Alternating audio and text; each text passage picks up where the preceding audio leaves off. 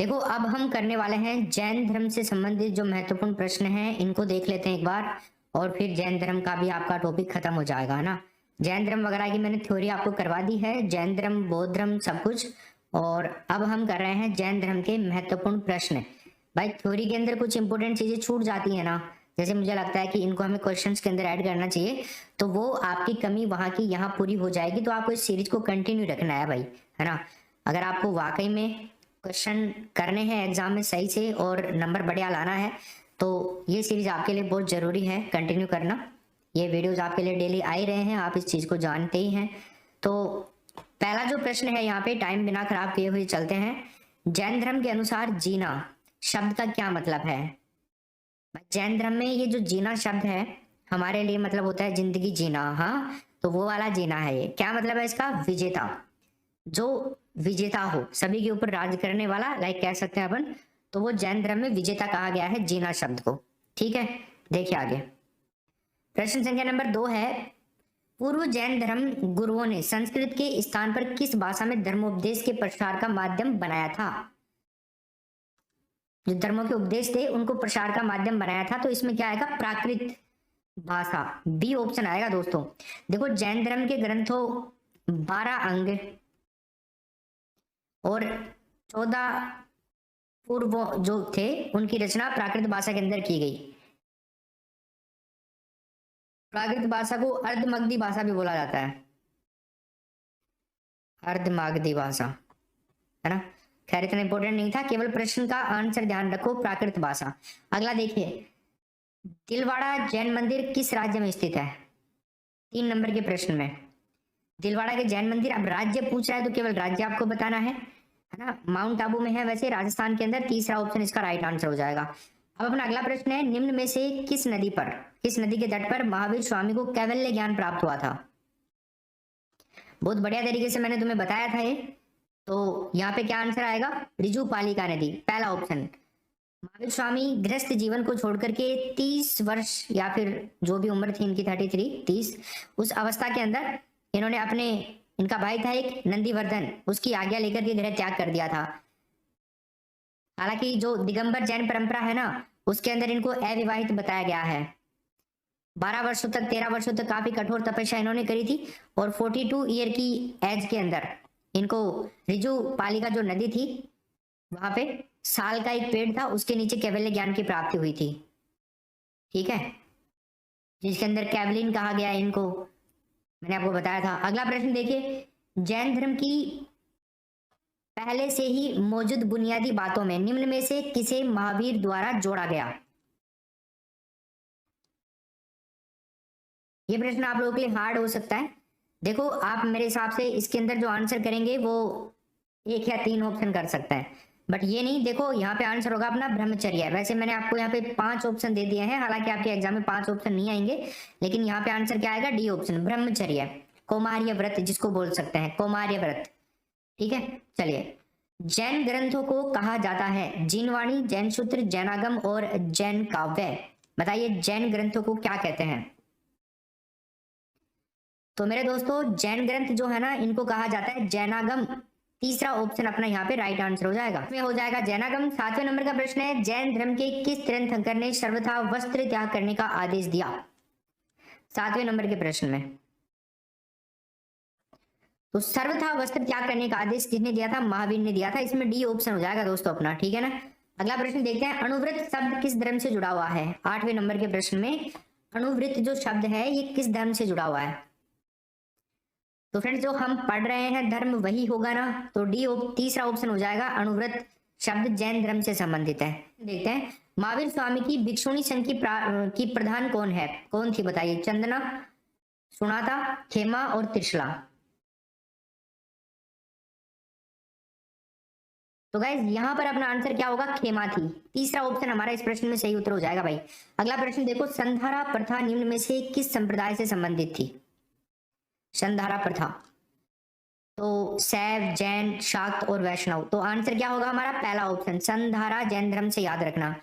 गौशाल की महावीर स्वामी से सबसे पहले मुलाकात हुई थी, बताइए कब, कहाँ हुई थी, कहाँ हुई थी। ये हुई थी दोस्तों नालंदा के अंदर।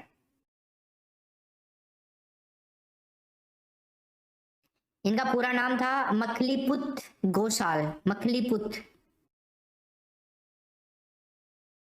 मखलीपुत गोशाल। नालंदा में भेंट हुई थी। इन्होंने है ना आजीवक संप्रदाय की स्थापना करी थी। तो आपको पूछ ले आजीवक संप्रदाय के संस्थापक कौन है, तो मखलीपुत घोषाल ही है।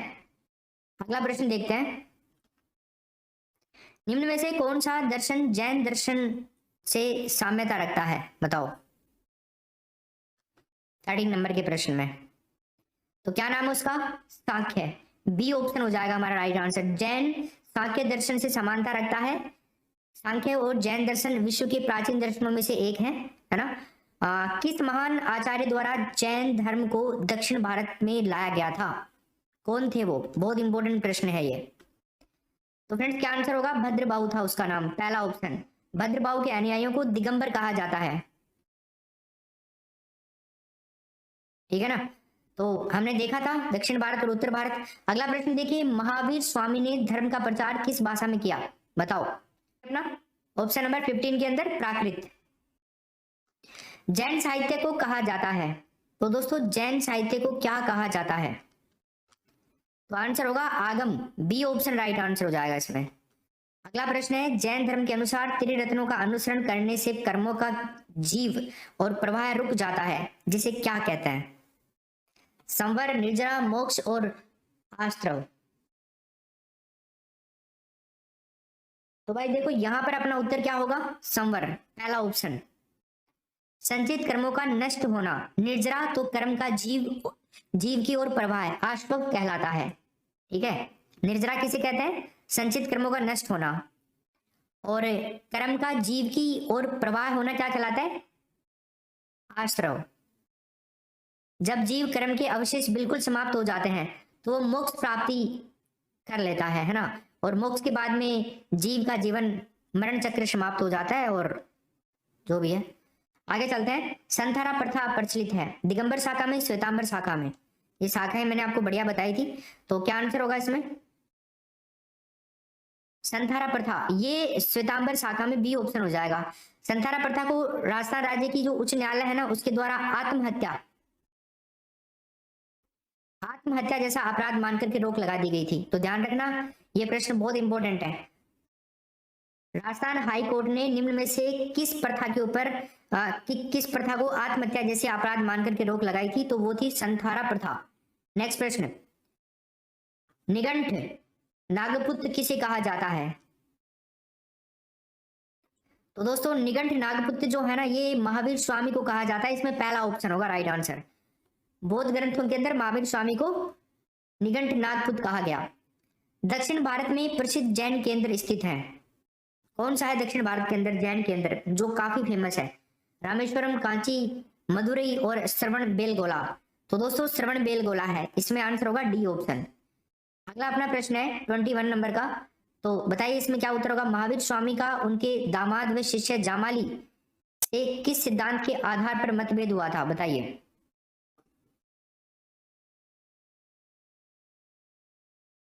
तो वो सिद्धांत था दोस्तों क्रियामाणकृत, तीसरा ऑप्शन राइट आंसर। नेक्स्ट प्रश्न है, भगवती सूत्र किस धर्म से संबंधित है। वैसे तो आपको आ रहे होंगे, लेकिन जब ये क्वेश्चन आपको पूरे जो आपका सिलेबस है उसके आधार पर बनकर के आएंगे ना, तो उस टाइम में आपको कंफ्यूजन हो जाएगा। बट इसलिए यहाँ पे याद करना है, ऐसा नहीं है कि आप जैन धर्म लगाए जा रहे हो सभी में। प्रश्न जैन धर्म के पूछ रहे तो आंसर तो यहाँ पे तो ठीक है, लेकिन वहां पे ऐसे थोड़ी आएगा, जैन धर्म के आएंगे थोड़ी आएंगे सारे प्रश्न, एक प्रश्न आएगा जैन धर्म से। तो क्या आंसर होगा, ए ऑप्शन जैन धर्म। अगला प्रश्न देखिए, निम्नलिखित में से किस भारतीय राजवंश ने जैन धर्म को राजकीय संरक्षण प्रदान नहीं किया था, बताइए। तो दोस्तों देखिए यहाँ पर है ना 23 नंबर का जो अपना प्रश्न है, इसके अंदर जो आंसर होगा अपना ऑप्शन नंबर बी होगा, सातवाहन, ठीक है। सातवाहन वैदिक धर्म के अनुयायी और ब्राह्मण धर्म के पोषक माने जाते हैं। नेक्स्ट प्रश्न है, जैन धार्मिक ग्रंथ अंगों का संकलन सबसे पहले किस संगीति के अंतर्गत किया गया, तो गाइस वल्लभी, पाटलिपुत्र, वैशाली और मथुरा। तो मेरे दोस्तों यहाँ पे आंसर क्या होगा अपना, जैन धार्मिक ग्रंथ जो है इनका संकलन सबसे पहले पाटलिपुत्र संगीति के अंतर्गत किया गया था। तो ऑप्शन नंबर हमारा क्या हो जाएगा, बी। जैन धर्म के ग्रंथ 12 अंगों का संकलन किया गया था पाटलिपुत्र में आयोजित। तो प्रथम जैन संगीति थे ना, उसके दौरान प्रथम जैन संगीति के बारे में अपन ने बात कर ली थी। महावीर स्वामी की प्रथम शिष्या के बारे में बताइए। महावीर स्वामी की जो पहली शिष्या थी, प्रथम शिष्या जो बनी थी, उनका नाम था दोस्तों Chandana. B option correct answer. ठीक, चलिए 26 नंबर का प्रश्न अपन देखते हैं। जैन धर्म के 22वें तीर्थंकर अरिष्ट नेमि किससे संबंधित थे? 26 नंबर के प्रश्न में कृष्ण, राम, शिव और परशुराम। तो मेरे दोस्तों यहाँ पे आंसर होगा कृष्ण। क्या हो जाएगा भाई? कृष्ण करेक्ट आंसर हो जाएगा। जैन धर्म के 22वें तीर्थंकर अरिष्ट नेमि का कृष्ण के साथ में निकट संबंध था। 27 देखिए, पंच महावृत व त्रिरत्न किस धर्म से संबंधित है? बताइए क्या उत्तर होगा इसमें। पंच महावृत और त्रिरत्न, बौद्ध धर्म, जैन धर्म, भागवत धर्म और वैदिक धर्म। तो प्यारे साथियों यहाँ पे आंसर होगा जैन धर्म। ऑप्शन नंबर बी करेक्ट हो जाएगा इसमें। अच्छा अगला प्रश्न देखिए आप 28। जैन धर्म में अनेकात्मवाद से क्या मतलब है? अनेकात्मवाद, इनका मतलब था प्रकृति की गतिविधियों में विश्वास, क्योंकि ये लोग भगवान के ऊपर कम ही विश्वास करते थे ना। जैन धर्म का वास्तविक संस्थापक किसे कहा जाता है? राइट आंसर आपका इसके अंदर ऋषभदेव ही होगा, है ना। ऋषभदेव यानी कि आदिनाथ। जैन धर्म का वास्तविक संस्थापक किसे कहा जाता है दोस्तों? ऋषभदेव को, है ना। तो ऑप्शन नंबर पहला हो जाएगा। देखो ये क्या है ना, जैन धर्म के अंदर ऐसे माना जाता है कि ये लाखों सालों तक जीवित रहे थे, जो पहले थे। पहले तीर्थंकर भी थे ये, इसीलिए इनको ही माना जाता है। और अगर अरिष्ट नेमि की हम बात करें, अरिष्ट नेमि जैन धर्म के 22वें तीर्थंकर थे, पार्श्वनाथ 23वें थे, 24वें थे, है ना, ऐसे करके थे। लिखित में से किन दो तीर्थंकरों का उल्लेख किसी सूक्त में मिलता है? यहां पर दोस्तों अपना आंसर होगा ऋषभदेव एवं अरिष्ट नेमि। अगला प्रश्न देखिए, किस पंथ के अनुयायी तेरहपंथी कहलाए? तेरहपंथी कौन से पंथ के अनुयायी थे जो कहलाए थे? तो दोस्तों यहाँ पे अपना आंसर होगा श्वेतांबर, पहला ऑप्शन, है ना। बहुत इंपॉर्टेंट है ये प्रश्न। किस पंथ के अनुयायी समैया कहलाए? समैया। तो गाइस वो जो पंथ था समैया वाला, वो था अपना Digambar. Right answer B option. ठीक है, तो ये 34 नंबर का प्रश्न देखते हैं। महावीर स्वामी ने किस भाषा में उपदेश दिए थे? बताइए कौन सी भाषा थी वो?